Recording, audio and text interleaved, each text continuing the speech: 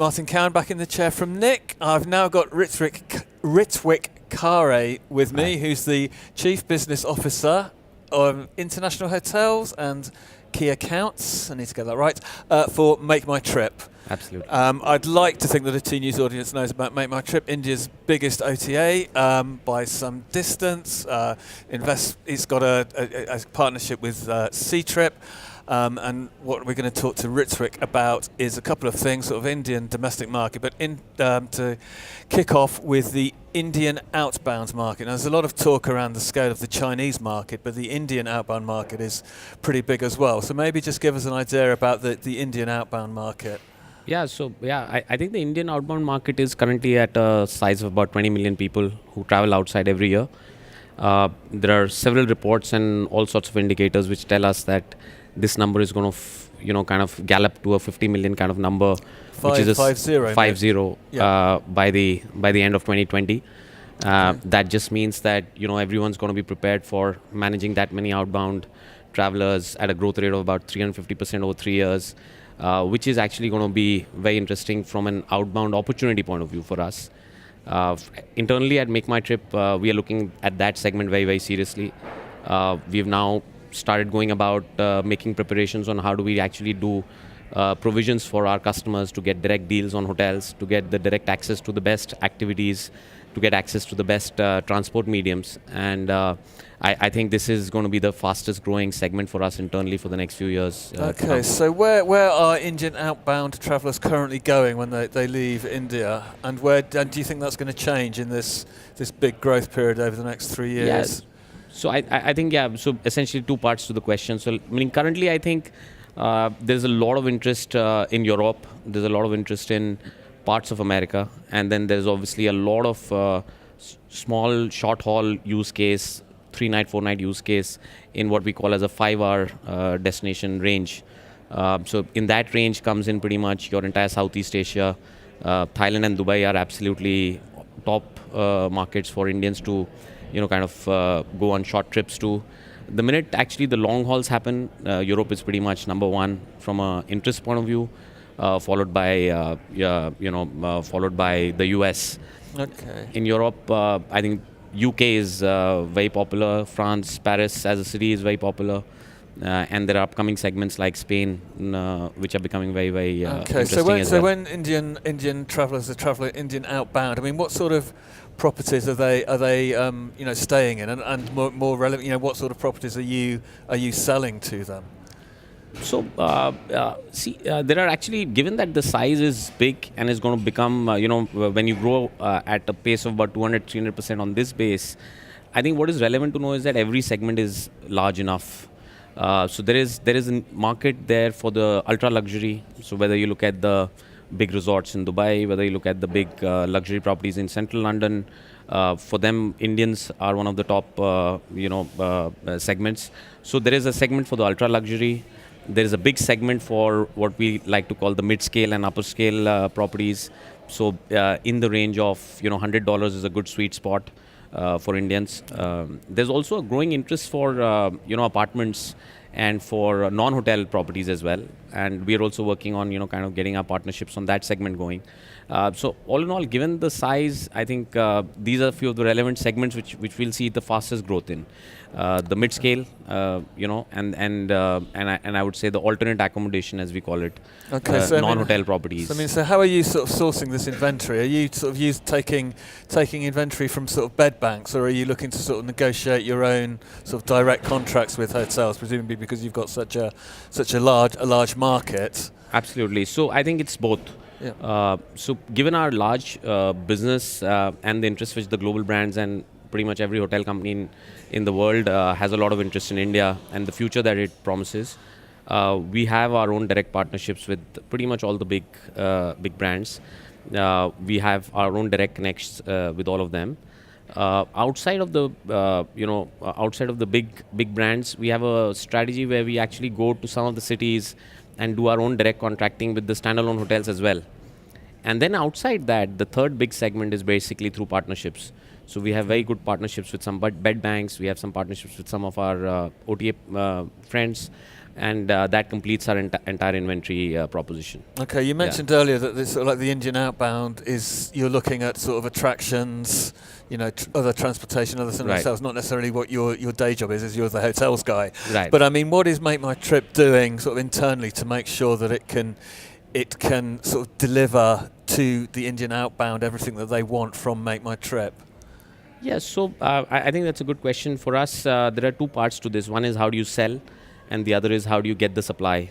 So as far as how do you sell is concerned, we have a full stack of offerings to our customers. So we have we have branch offices in India, so that if somebody wants to have the comfort of meeting a consultant and planning their travel, I think we offer that.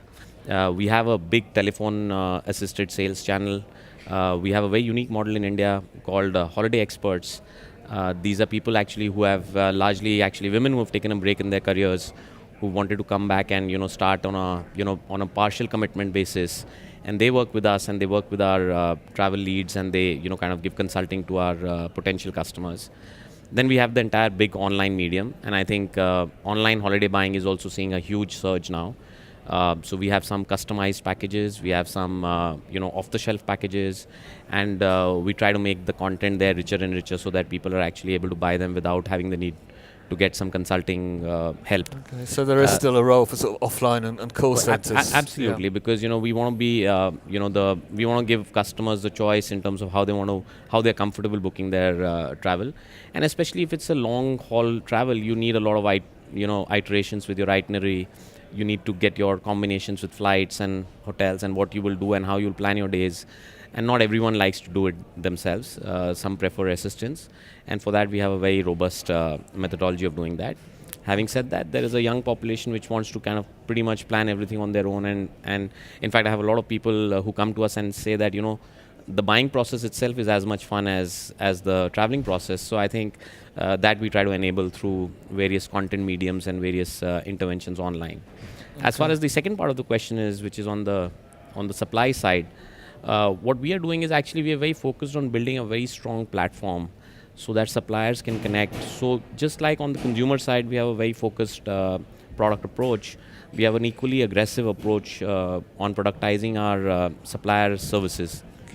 So right from tools, right from how we engage with them, and right from the API connections that we offer to various suppliers, I think we are we are trying to ensure that every possible option which a customer needs in the destinations that they choose to buy from Make My Trip, we get them all the various hotel, attraction, transport, and activities options. So it's Okay, so that's sort of like the Indian outbound covered. I mean, in such a big market, it's doing it a disservice by only giving you 10 minutes of our time. But let's have a talk about sort of domestic Indian, and I think the internal market in India is pretty big as well. And there's a lot of, I mean, you're the key accounts for the international hotel, so you work with big hotel chains that we're familiar with in the West in terms of their presence in India. So I mean, how does that?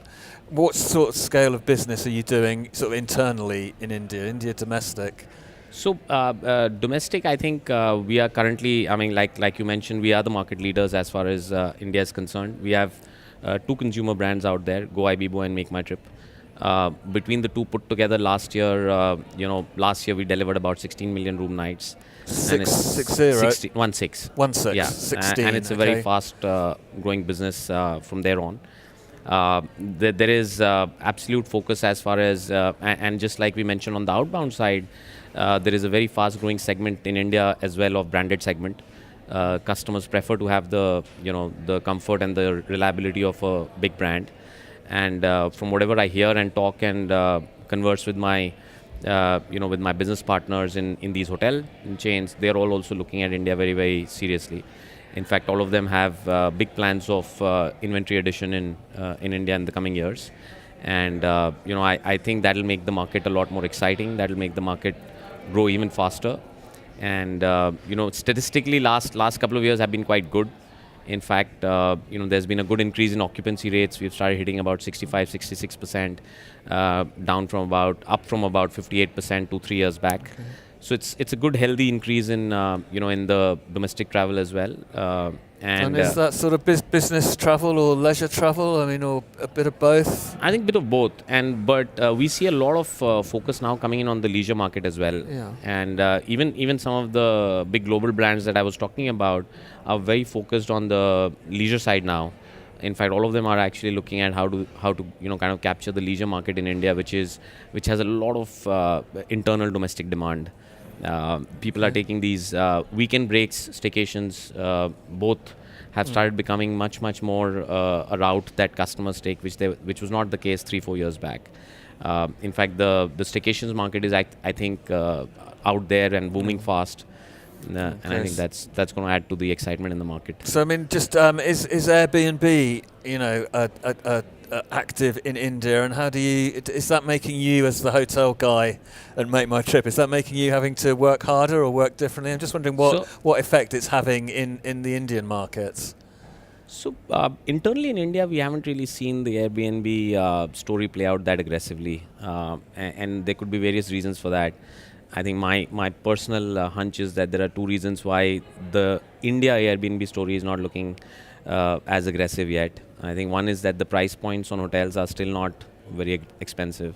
If you were to look at a good 5-star hotel in Paris, you would pay upwards of 300-400 euros per night, whereas you could get a good apartment with 2 bedrooms at about 150 euros, right? So you end up getting a lot of value for money. But in India, I think the price points are still very attractive on the hotel side, which will change hopefully in the coming years. And the other, I think, is there is still some element of kind of reliability which needs to come into this segment. So I think right now we're sitting pretty. I don't think that's a big worry right now for us. Okay. We do see outbounds. A lot of people actually preferring, like I said earlier, alternate accommodations. And I think like every other travel company, we are also very focused on that segment. And their Airbnb is actually done very well. Okay. And they do get a lot of that segment from India as well. Okay, I mean one business that we've been following is sort of Oyo Rooms and the online branded budget accommodation provider, and I know that you've just started to sell Oyo Rooms again after a bit of a fallout of sorts. But I mean, so what was the thinking behind that? Was that just a sort of as the OU product has improved, you felt it was more appropriate, or was it the consumer demand, or just that the branded budget online segment sort of maturing and becoming more reliable on a sort of product and experience level? No, absolutely. So we've started, working back with Oyo earlier this month. We announced it late last month, and we started, kind of selling their properties earlier this month. I think, the segment is very, very important. It's a segment which is, India's, the center of the attraction as such. What actually prompted us to, kind of stop working with each other earlier was the fact that at that point in time, Oyo was working more like a platform and not really, at that point in time, the strategy was probably not as much focused on being a hospitality chain.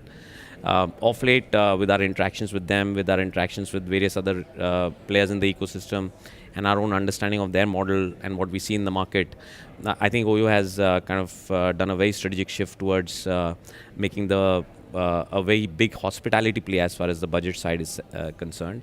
What it means is that they will try and kind of bring in more solidity in their operations. They'll try to get in more quality into the budget operations, and I think then that makes it a very good natural ally to partner with, from an overall budget segment point of view.